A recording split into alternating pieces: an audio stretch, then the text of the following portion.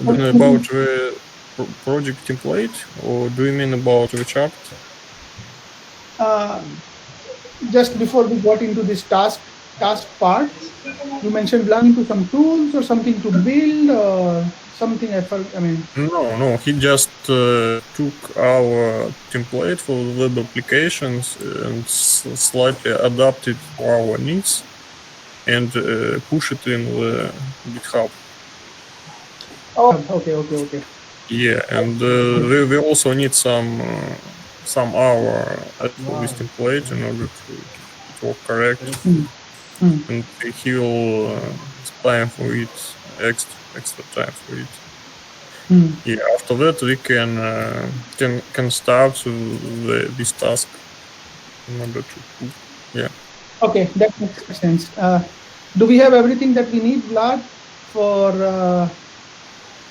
setting everything in GitHub? And how are we going to build this? Are we going to use Jenkins or just regular command line tools to build it? Because it's just a very small thing for now. There is no CI/CD pipeline, so we don't need Jenkins. That stuff. Well, I guess we should start just on local machines, and it's all for now. I think for this task it will be enough, I guess. Yeah. So, but I know later we updated with Jenkins maybe and GitHub actions or etc. For now, it's just you pull repo and start to work on your local machine. Yeah, I mean, I'm fine with that. Anyway, we are still also finalizing our end. We were using Circle CI initially, but we are not doing it. So there's a lot of cleanup going for the pipelines that we already have, etc. So once all that is, can just pick it and replicate it on our end. Willy can help on that. Then for everyone, and we can focus on coding and getting that done. So now it is fine. Once we have the build done, etc., we can just also manually push it on, or push it onto some EC2 instance on AWS. So yeah, that works. We can do just as Prometheus. We also put it in EC2. Yeah. Okay. That works. Okay. All right. So I think then probably today's stand up to be much shorter in that sense. I don't have much besides what we just discussed. I just wanted to understand. I mean, I just discussed it. Hey, Grafana, I liked it. It's interesting. I'm going to go review a lot more details tomorrow, a chance. And other than that, let's just get the out. Second screen, I still owe you some cleanup and clarification, but assume it's going to be the way we discussed it would work. So just build some tasks, let's start coding, let's get this thing going as soon as possible. Because about, making it very clean and everything, right? I mean, even from a code perspective, write good code, but what I want to do is get this screen up, can play with it, couple of people here can play with it, and we get quick on saying, yes, this works. Then we can work on cleaning it up, doing all the. Make sense? Yeah, it's clear. Cool. From your end? Does anybody have questions? Actually, I have a question. I want you to discuss about chart functionality.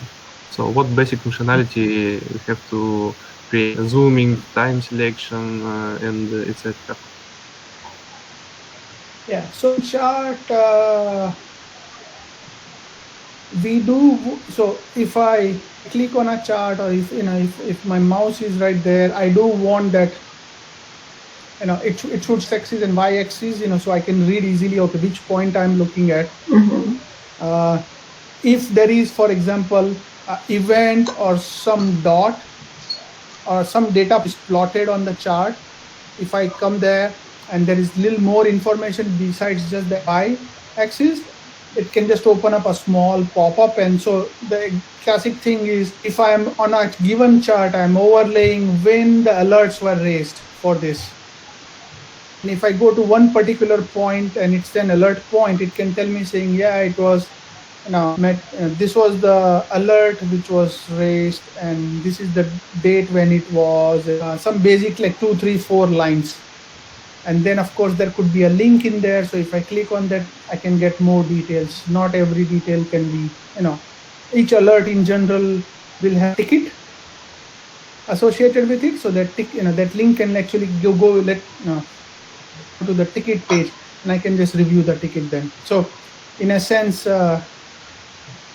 that's the primary thing. And then just ability to overlay 2, 3 parts. So in the sense, if I have the CPU utilization, for example, for a product, I want to also plot in the background the average CPU utilization whole web server farm.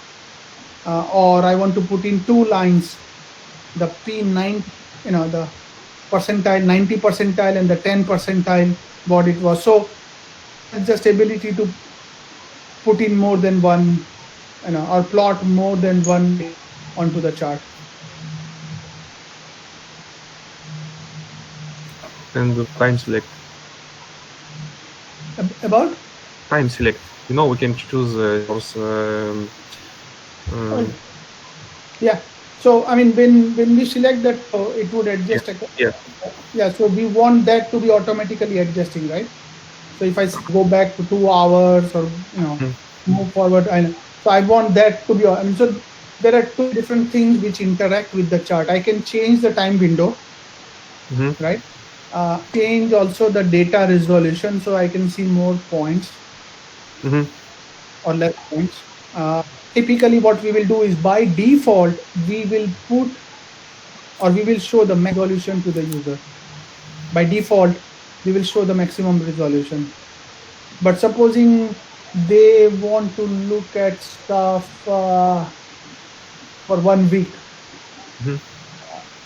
and let's say it's an every minute kind of a thing, then it's 1,000 points. We could plot it, but we could also aggregate or roll up. And someone might want to say, well, just show me an hourly data rather than every minute data.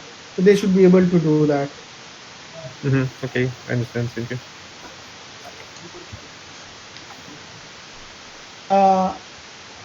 So we can start with that, but then the time window I can even ultimately also custom. So it would just drop down, and within drop down there would be like I can say 1 hour, 2 hour, whatever, and then there can be a custom also. So drop downs don't work very well in like the tablet format with the overlays and stuff like that. So that is why in my screen what I had was a minus and then in between a line. So if I go plus, let's say if I'm at 1 second, I go plus, it goes 1 minute. I go plus, it goes 1 hour or 15 minutes. The next, if I go minus, if it is at 1 hour, it goes 30 minutes, 15 minutes, 1 minute, once, minus, plus. That is much easier tablet-y way. So I like that. We still need to figure out this custom date range or a custom time range picker. I want to see exactly, here's a classic use case, right? My alarm went off at 7 o'clock, 38 minutes and 24 seconds. So I want to go about 45 minutes. So I would, or 38 minutes back. Then I would go to that specific time, ability last to the second kind of a thing. That's where custom time range, date range picker would come into play. So we need to still figure that out. How would it fit into the plus minus kind of a format rather than in down, where if it is in a drop down, the last the last item in the drop down can be custom, and when you select that, there is a whole new thing which pops up, and maybe that too, if you go plus, the last one is custom and it becomes like a or something. I click on it and it opens up like a whole date picker for me.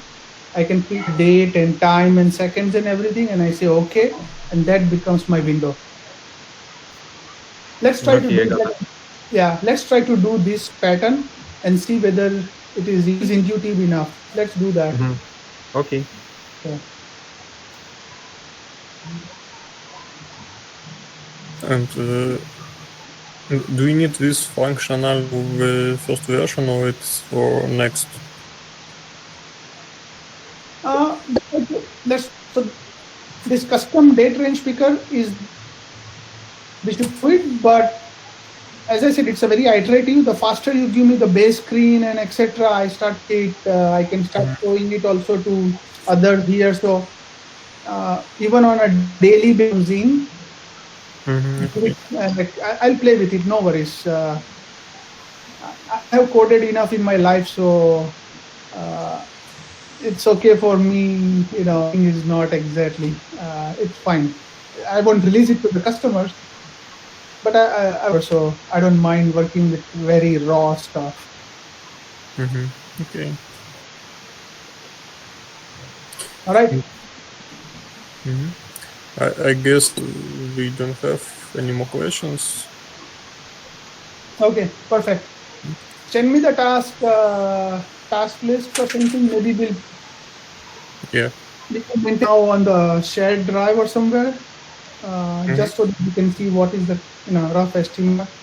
And then just as I said, I don't want to spend too much time like a big sprint planning thing. This is not not working as in a sprint format right now. So let's make it simple. So I would rather optimize our time into coding. So yeah. Thanks, guys. See ya. Thank you. Bye. Okay, bye. Thank you. Bye. Thank you.